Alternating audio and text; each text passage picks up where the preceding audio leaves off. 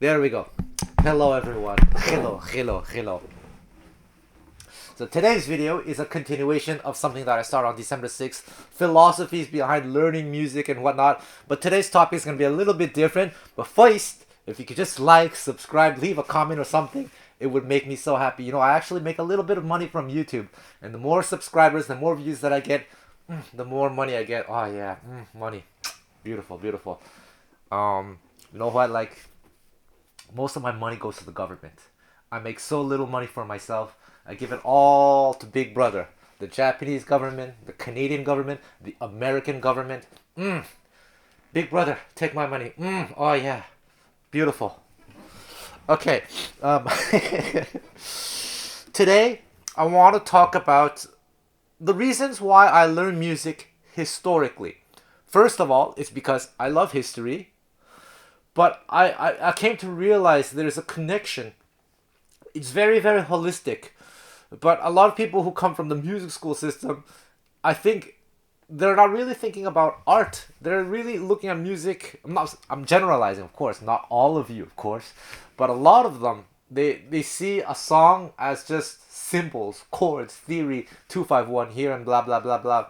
And case in point, number of times, you know, I've seen people go to swing jam sessions and call songs that are just totally inappropriate for the genre. If you go to a trad jazz session and you call There Will Never Be Another You, it's a little bit weird because that's a song from the 40s. Or if you call, again, if you're playing trad jazz and you play body and soul and you play the way, the common way of playing nowadays.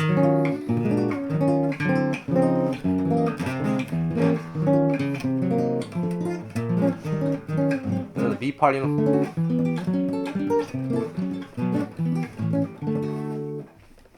That's not how it was played in the early days. The early days was like this.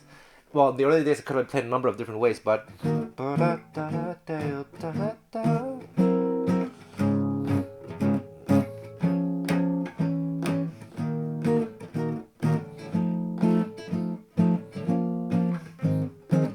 then the beat part,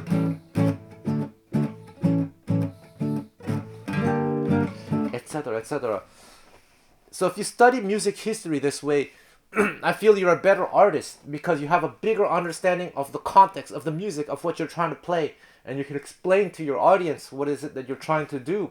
You also become better at harmony because if you're learning this way historically, you will see how jazz standards evolved over the years. Like, for example, I just gave that example of body and soul, but a simple song like I Can't Give Anything But Love, where it started like this, and it's many variations to then we have today the way the Marsalis father recorded it, you know, whatever key we played it in, I don't know, but like, and then I don't know, so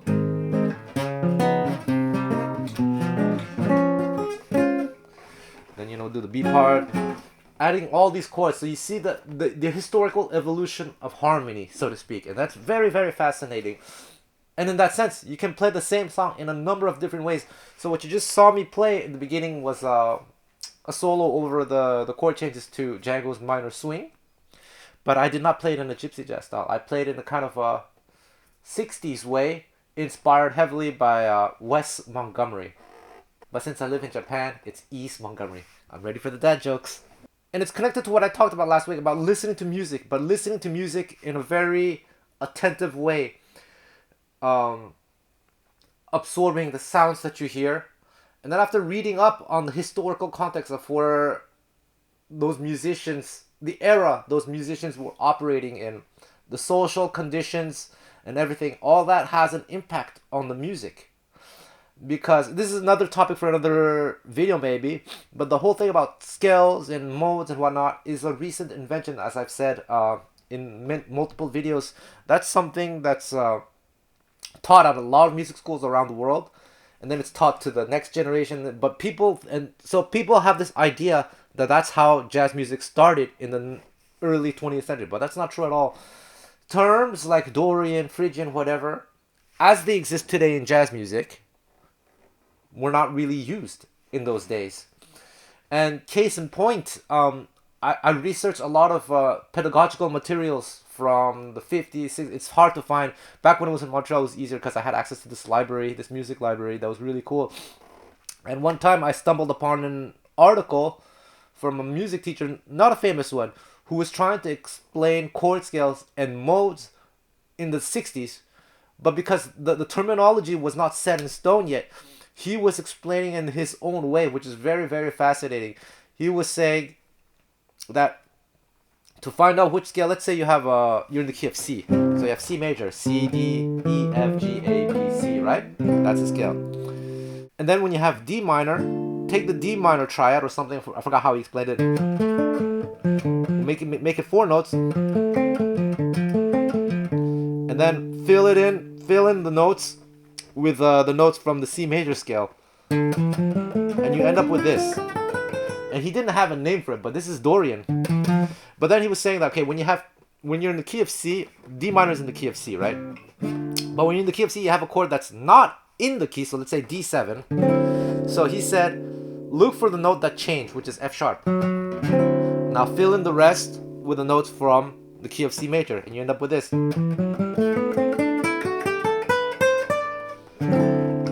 Which is D mixolydian. But he didn't call it D. So this is methodology that he used. And there are a lot of different teachers explaining things in their own way. I've even seen notation systems for chords that I had never seen before. People invented their own systems in those days. But now everything is so standardized and we take it for granted. And so this is a very important point, because in those days, in the 30s, in the 40s, people were not thinking really in terms of modes or chord scales or such. They were thinking in terms of vocabulary, in terms of harmony, in terms of harmonic direction that I often talk about. By the way, I have a harmony course on my SoundCloud. You should check it out. I know it's really, really good. But they were thinking about harmony, voice leading, and then after there were the conventions, the organic conventions that evolved through community. And that's kind of how I learned to play jazz, so to speak. How I learned to play gypsy jazz, how I learned to play bebop, my own way of playing bebop anyway. And so harmony had such a profound influence on musicians that by the time people started to experiment with modes, it's not something that evolved overnight. It's there's a progression. So in the 50s, Miles Davis, Bill Evans, and so forth, when they started exploring the idea of modes, they already had this harmonic background in their system. And so that when they were playing songs like So What or whatever, they sometimes had this harmonic approach to it as well. And that's something that Wes Montgomery also got, wherever he got it from. Probably from listening to some music from the 50s, most likely. So for example, if you're in the key of D minor, and you're like a song like So What, it's supposed to be D Dorian, right? D Dorian. But instead of playing a soul that goes like blah blah blah, they were thinking, of course, in terms of phrasing, motivically, but sometimes they would superimpose interesting harmonies from the D Dorian world. So for example, here's one. Hey, play a D minor chord for me. Grab your guitar. I'll wait for you. All right, I'll play D minor.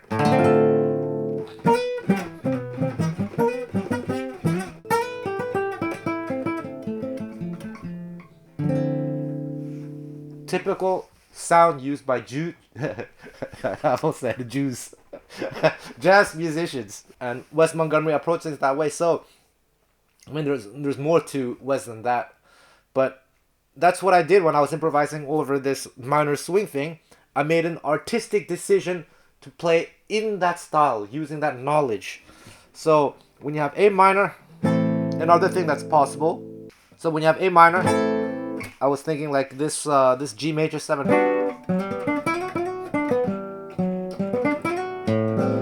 play me an A minor chord. Play like this.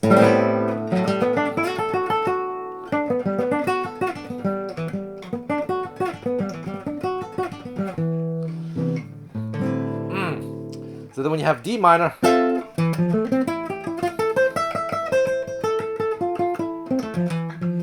we have E7.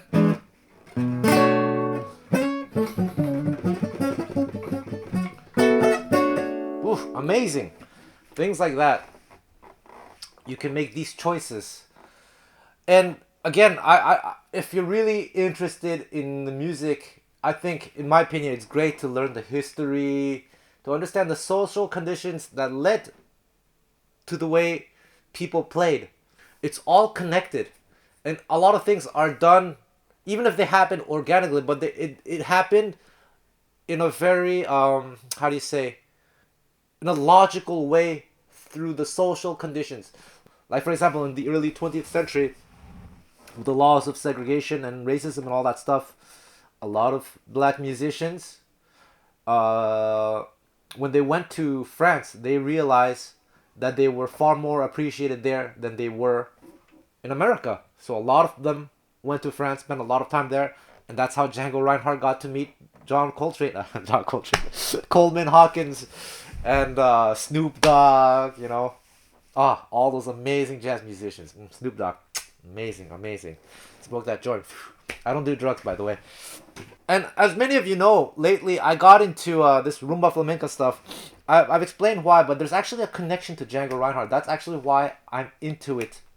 When I spent a lot of time with the Sinti, the Gypsy tribe that Django belonged to, they were huge fans of the Gypsy Kings, of the Gypsies from the south of France, the Gitanos. And those Gitanos were originally from Spain, but for different reasons, but one of them maybe was the political situation in Spain at that time was not good. So some people fled Spain and moved to the south of France. And when they left Spain, they lost the direct connection to, the Spanish music. They took what they had, but over generations it evolved into something else, into rumba flamenco, or they call it different things, gypsy rumba, whatever. And that's why there's this like divide in the flamenco world, and you can see in forums like, Gypsy Kings is not rumba, Manitas de Plata is not flamenco, real flamenco, blah blah blah blah blah. It's evolved in a different way. And those gypsies actually interacted with the gypsies of northern France, the Sinti, the Manouche.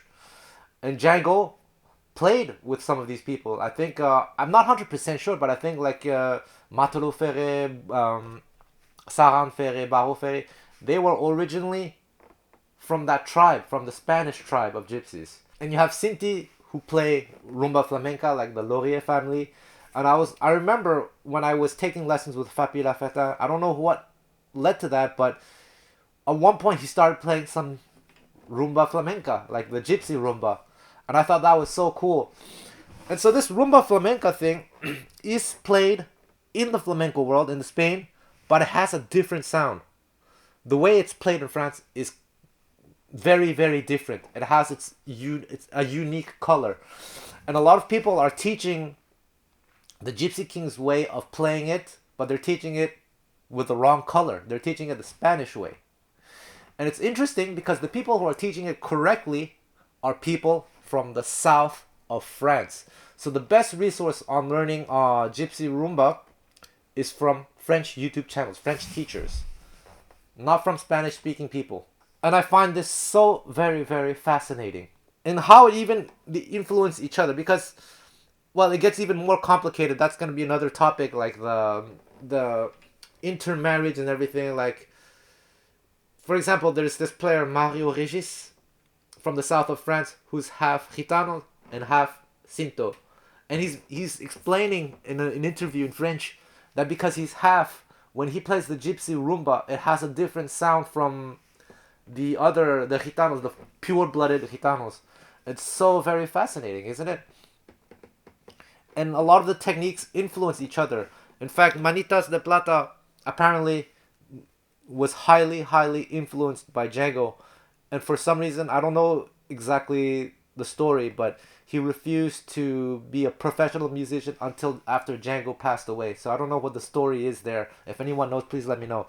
But see that the two tribes interacted with each other and they influenced each other. There's this technique that's often used in flamenco rumba. This.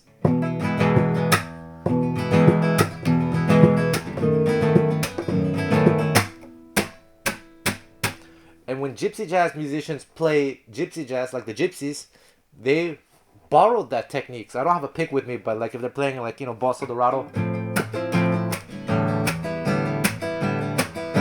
See, a lot of people nowadays, when they play the quote-unquote gypsy bossa, they do it like this. They lift their hand up. So like... But actually the gypsies of France, not all, but many of them do it instead like this. It's coming from the right hand, not the left hand. And this connection is so very fascinating. But actually this rhythm is a rhythm that's used in the south of France by the Gitanos. It's one of the rumba rhythms. So this gypsy bossa is actually one of the gypsy rumbas. Check out recordings by Los Reyes, which would be but the original members of the Gypsy Kings before they formed the Gypsy Kings. And you find all these cool recordings where you hear all these rhythms that found their way into gypsy jazz. So I just found that so very, very fascinating. And so then, too, it is with, you know, American jazz. Like how it started in New Orleans and people left that area, went to Chicago, went to New York. People met this person, met that person. You know, you have Oklahoma, Charlie Christian. Then he got to meet Lester Young. Man, if Charlie Christian was in some other state where there was no jazz, then the magic would not have happened. So the big moral of the story is to try to understand the music that you're playing. If you want to play, you know, if you're playing a swing dance event, don't play bossa nova. Don't play songs like Moment's Notice. Don't play post-bop stuff. But more importantly, it's not the repertoire that's important, it's how you play. If even you play like a song like Autumn Leaves, you have to play with a certain sound, with a certain time feel. The time feel of the 30s and the early 40s is not necessarily the same as the time feel of later jazz, where it's potentially, how I would say it is like in the 30s and the early 40s, the idea of time feel was narrower. As time went by, the concept greatly expanded. You'll still find the same time feel among certain players, but it could be anywhere. But if you want to play for swing dances, you have to understand, you have to go back to this narrow mindset, and you have to choose the right tempo with the right sound, with the right attack. You have to be punchier. The drummer has to learn how to play in such a way that it's very easy to understand the beat. It's potentially more staccato. The attack is tighter. Things like that. Again, this is another topic, but just because something was composed in the 50s doesn't mean that it cannot be played in the 30s style. It just depends on how this, like I said, 1930s and 40s has this narrow idea of rhythm and harmony and melody. As the years went by, this narrow way of thinking still existed, but it greatly opened up, and then you have all these different ways. But still, people would still sometimes compose in this way. So you have songs like In a Mellow Tone that came much later, but it's kind of composed in that with that mindset. Or even songs like da da da da da da da da da da, Shiny Stockings, you know. The other kind of point of this thing is, if you're into like bebop and swing music, in my opinion, it's best not to analyze it in terms of like, oh, here's a double chromatic approach with this Dorian mode, and then after the fifth mode of harmony, blah blah blah. No, just think in terms of harmony, and then see how they decorate the harmony, enclosures and whatnot. Don't have to make it too complicated, because chances are none of the musicians were thinking too complicated. They just had very basic sounds. But as you get into more advanced styles of music, like post 60s, post bop, whatever, okay, maybe you can start to think in more of an advanced way.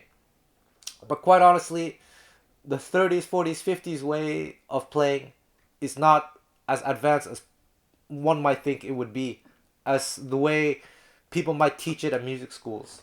I say this not to dumb down the music, but because I know a lot of people who get so confused by what they are taught in music schools. It's not that the information is incorrect, but let's say a sentence in English like, I am hungry.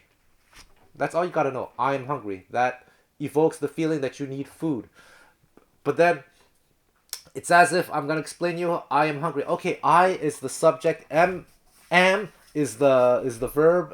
It's the first person singular verb of, let's see, to be, and then hungry is a word to describe your. No, just learn I am hungry.